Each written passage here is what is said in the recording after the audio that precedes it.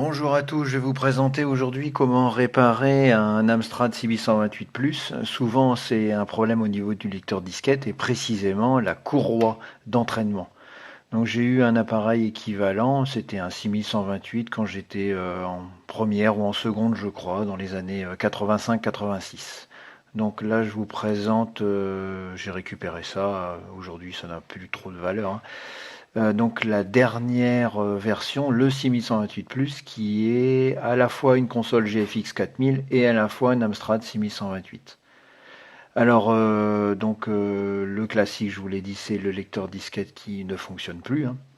Alors il va falloir démonter l'appareil. On enlève déjà la cartouche qui sert aussi de cartouche de démarrage basique.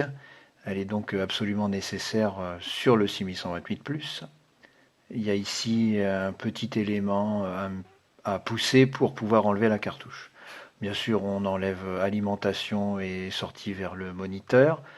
Il y a un petit ensemble de vis derrière. Et puis ensuite, on joue doucement avec les ergots ici pour, voilà, pour enlever complètement. En fait, c'est pas le dessous qui va s'enlever, c'est le dessus. Voilà.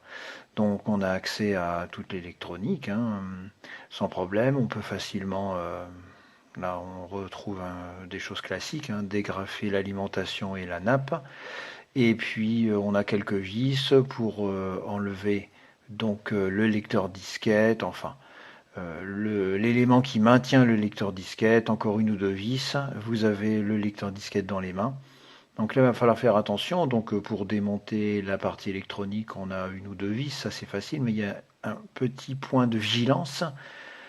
Il y a simplement une sorte de clou là qui est euh, ici sur voilà, proche du moteur, qui vient, qui est un capteur, hein, qui vient donc donner l'information au système. Est-ce qu'il y a la présence d'une disquette ou pas. Donc quand vous allez enlever la carte électronique, ce petit clou va se sauver. Donc faites bien attention.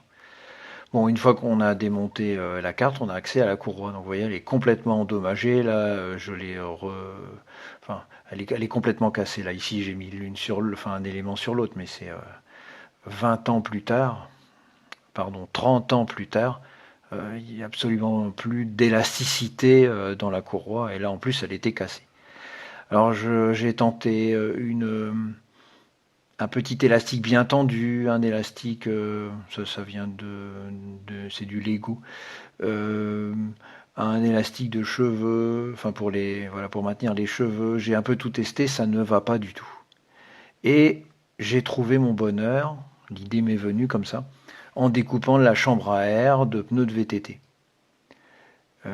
Donc après la taille, donc vous voyez, je découpe sur le plat, quoi, hein, je découpe pas un rond, si on peut dire, une rondelle de chambre à air de VTT. Je découpe la chambre à air, ça me fait un plat et je découpe ensuite une sorte de cercle, hein, j'y vais un peu vite, hein, avec une sorte d'épaisseur constante. Et si on fait des découpages concentriques, on peut donc tester plusieurs élastiques, si on peut dire.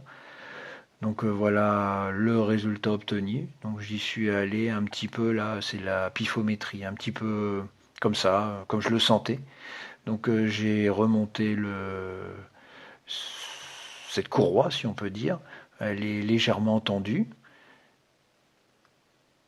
Voilà une seconde vue. Donc là on voit le système, le capteur avec le trou du clou, hein, tout que je vous précisais tout à l'heure.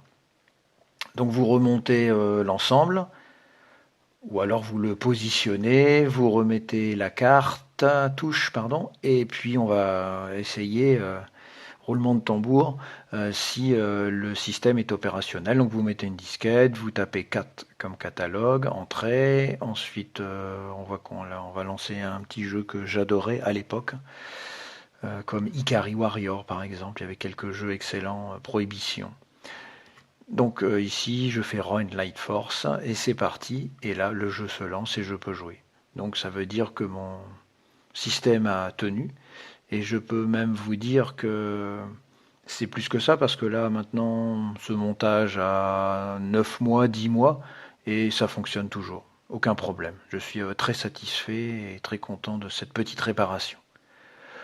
Donc ensuite on enlève on met toutes les vis nécessaires, on enlève la cartouche, on remet tout en place et voilà, on fait fonctionner la nostalgie à plein régime. On apprécie jouer avec cet Amstrad 6128 ou 6128 plus ou 664. Merci pour votre écoute, à bientôt pour une prochaine vidéo.